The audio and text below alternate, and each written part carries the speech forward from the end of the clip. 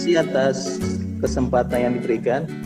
Menarik sekali tadi pemaparan dari 3 materi dari Ibu Doktor Sreni tentang Big Data, dan kemudian Pak Tommy dengan e-tracking, dan Pak Willem dengan Society 5.0 ya.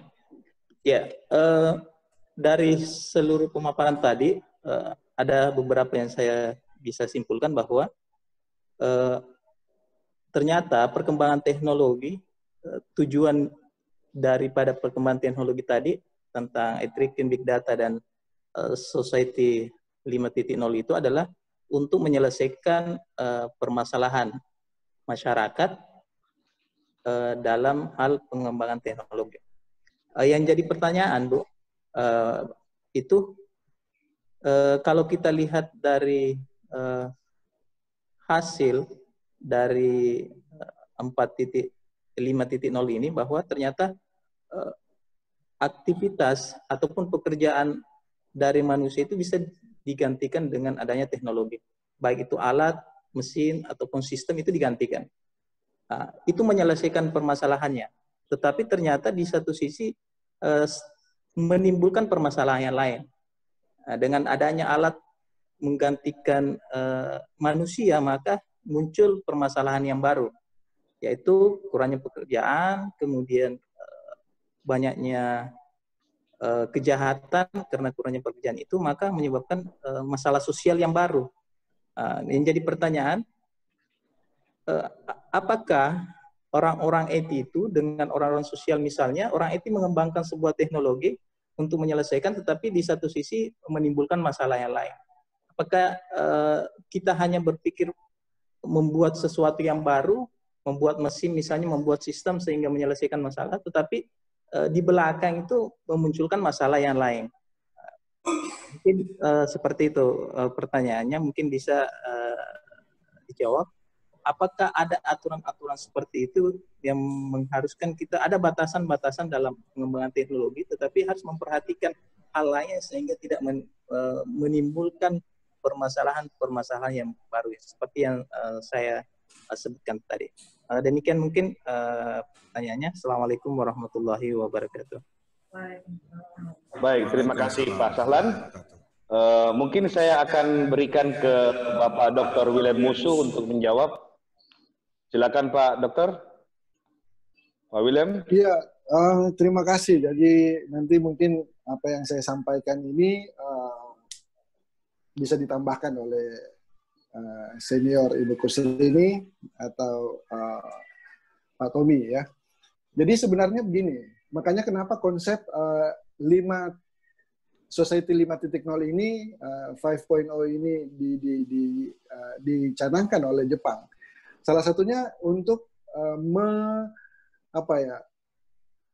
mencegah terjadinya penggunaan teknologi yang begitu masif di industri 4.0 sehingga mengorbankan kemanusiaan, dalam artian seperti yang tadi itu seperti yang disampaikan itu tadi ya, banyaknya pengangguran. Jadi misalnya ya, industri malah untung kalau mempekerjakan robot dibanding dengan manusia misalnya, dan seterusnya, sehingga tenaga manusia itu diabaikan ya, atau banyak yang menganggur seperti itu.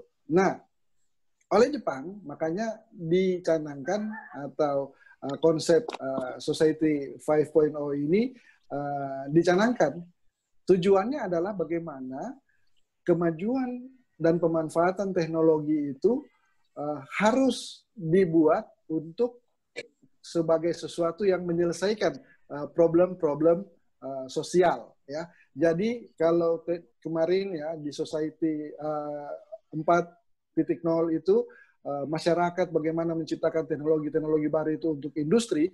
Nah sekarang bagaimana pemanfaatan teknologi-teknologi itu untuk menyelesaikan masalah-masalah sosial. Salah satunya itu tadi yang sudah disampaikan ya, aplikasi-aplikasi yang sudah disampaikan oleh Ibu Dr. Kusrini tadi yang sudah dilakukan. Nah, soal pengangguran ya, ini saya baru mendapatkan data dan informasi dari Kominfo. ada satu survei yang mengatakan seperti begini. Ada 27 juta. Tahun 2030 nanti akan terjadi sekitar 20 sampai 46 juta pekerja akan menganggur. Ya. Tetapi di sisi lain, itu pekerja ya, akan tercipta 10 juta jenis pekerjaan baru. Ya. 10 juta jenis pekerjaan baru. Nah, itu pun kita tidak tahu. Nah, jenis pekerjaan macam mana kita belum tahu gitu ya. Dan itu pasti akan terjadi. Salah satu contoh misalnya ya, dulu walaupun itu contoh kecilnya di sektor informal seperti driver online itu ya, tetapi itu pergerakan ekonomi kan sangat-sangat luar biasa gitu. Nah, contoh lain ketika pandemik banyak orang yang di rumah, tapi dengan kondisi teknologi dia masih bisa menghasilkan uang, ya, bisa menjual, bikin kue atau buat sesuatu yang dapat dilakukan, dapat di-sharingkan, dijual sehingga mendapatkan profit dari situ. Itu semua adalah hal-hal yang tidak pernah terbayangkan sebelumnya, tetapi ketika kita berpikir kreatif, kita bisa menganalisis data-data yang ada, kita bisa mengevaluasi, kita bisa meng-create sesuatu yang baru, maka itu tadi, hal-hal yang kita takutkan terjadi itu ya bisa berubah gitu. Karena seperti tadi dikatakan bahwa data begitu banyak yang sudah terkumpul.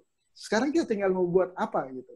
Ya, memang akan menjadi apa ya, problem besar kalau memang akhirnya kita menyerah. Kita tidak dapat memanfaatkan keuntungan daripada teknologi itu.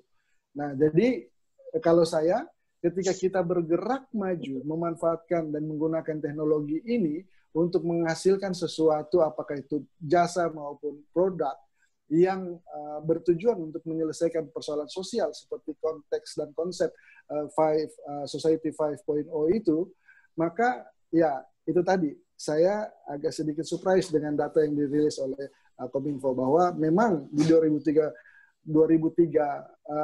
itu lebih kurang 27 juta pekerja akan terjadi pengangguran. Tetapi 10 juta lapangan pekerjaan yang baru itu akan tercipta. Apa itu kita juga saya sendiri belum tahu. Tapi yang jelas berkaca dari sejarah Society 1.0, 2.0, 3.0, problem yang ada sekarang juga terjadi di waktu-waktu sebelumnya. Tetapi ya proses kehidupan terus berjalan gitu ya. Proses kehidupan terus berjalan dan ya saya yakin, saya tidak tahu Indonesia merdeka mungkin kita sudah ada di Society 3.0 ya.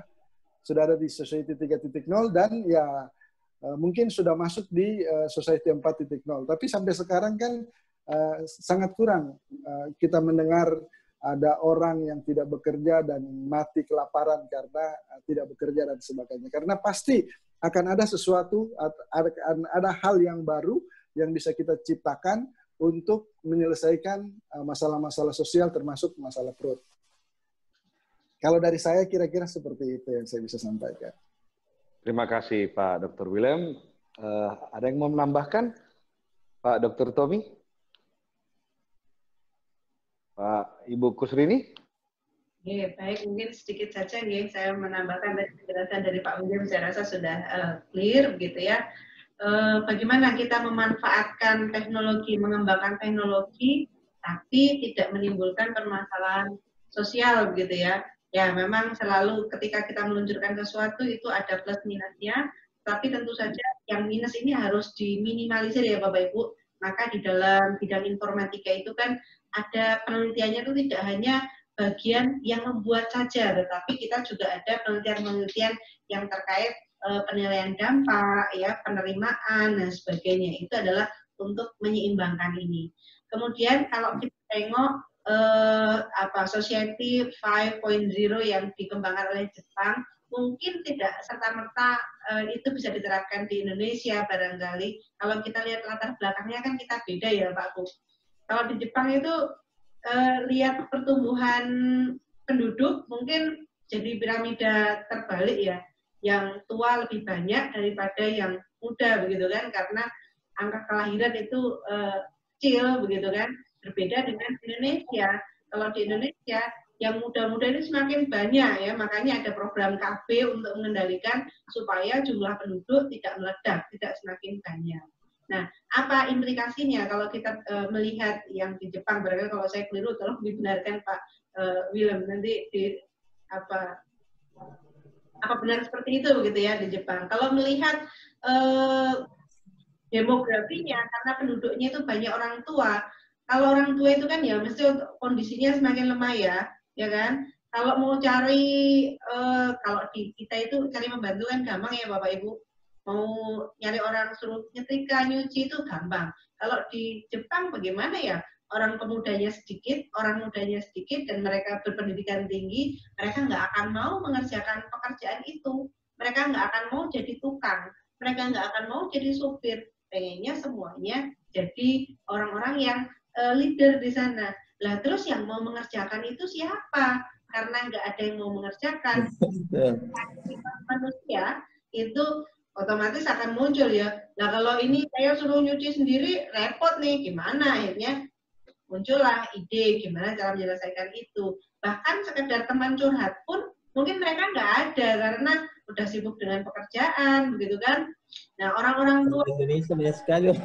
Ya perlu apa dibantu begitu kan untuk sekedar curhat dan sebagainya. Maka muncullah bagaimana chatbot dan sebagainya itu ya. Ini karena kebutuhan cara saya.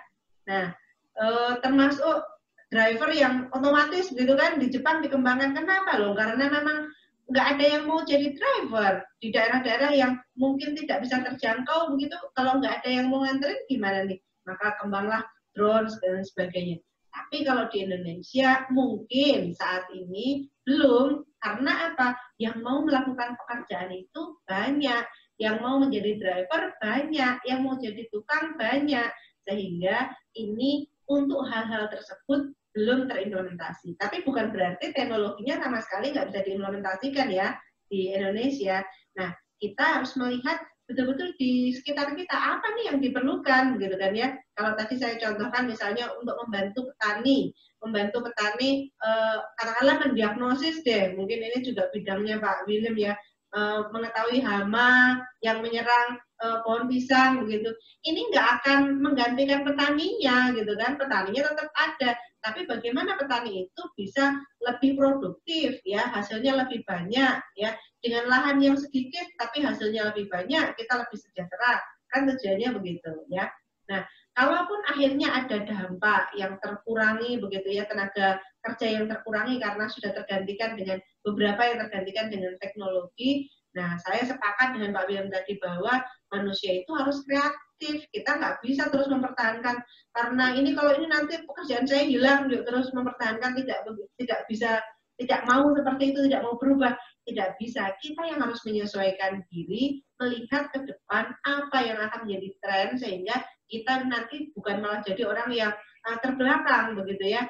Nah, bidang kita ini, informatika ini, saya rasa kita semua sudah berada di jalur yang tepat, bahwa kita adalah leader di dalam pengembangan teknologi ini. Kita akan mengambil peran di sana, bukan hanya sebagai yang menikmati, sebagai objek, tetapi kita yang mengembangkan ya. Baik Bapak Ibu dosen, mahasiswa semuanya ini saya rasa justru kita ini yang nanti akan memimpin gitu ya untuk pengembangan teknologi. Kalau dari kita tidak khawatir harusnya.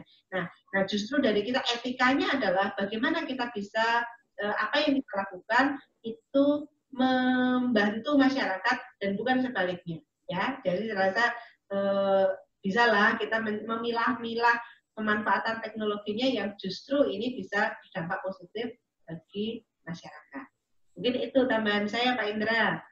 Ya, terima kasih Bu. Indra, saya bisa tambahkan sedikit saja. Silakan Pak, silakan. Ya, jadi benar sekali yang dikatakan oleh Ibu Dr. Kusrini tadi ya, soal konsep Society 5.0 itu dengan kondisi di Jepang. Nah, bagi saya, rohnya itu adalah bagaimana teknologi untuk memecahkan masalah sosial. Nah, memang kondisi sosial dan masalah sosial Jepang dan Indonesia itu tidak sama.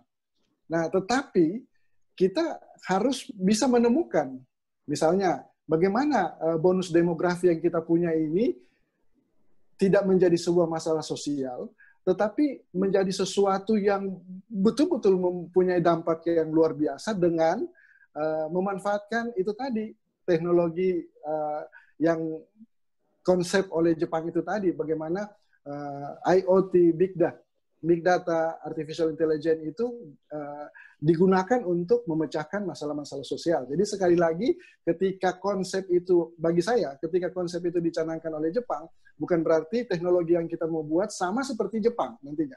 Tetapi kita kan punya persoalan sendiri. Kita punya masalah sosial sendiri di Indonesia. Nah, kita orang-orang informatika mempunyai kreativitas untuk melihat apa sih masalah sosial yang harus kita pecahkan. Salah satu contoh yang tadi sudah